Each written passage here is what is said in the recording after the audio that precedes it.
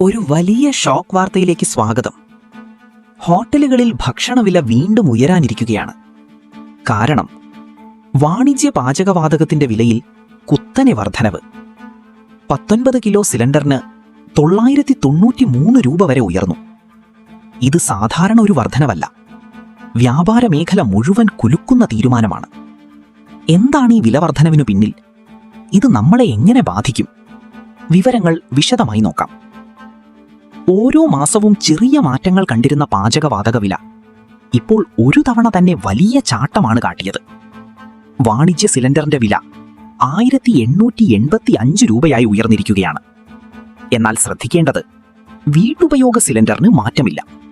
അതുകൊണ്ട് തന്നെ ഈ ആഘാതം നേരിട്ട് ബാധിക്കുന്നത് ഹോട്ടലുകൾക്കും വ്യാപാര മേഖലയ്ക്കുമാണ്. വാണിജ്യ സിലിണ്ടറുകളുടെ ക്ഷാമവും ഇപ്പോൾ വന്നിരിക്കുന്ന ഈ വലിയ വിലവർധനവും കൂടി ഹോട്ടൽ മേഖലയെ വലിയ പ്രതിസന്ധിയിലേക്ക് നയിക്കുകയാണ്. ഇതിന്റെ ഫലമായി ഭക്ഷണവില ഉയരാൻ സാധ്യത കൂടുതലാണ്. അവസാനം ബാധിക്കുന്നത് സാധാരണ ജനങ്ങളെയാണ്. കൂടുതൽ അപ്ഡേറ്റുകൾക്കായി ചാനൽ സബ്സ്ക്രൈബ് ചെയ്യാനും മറക്കരുത്.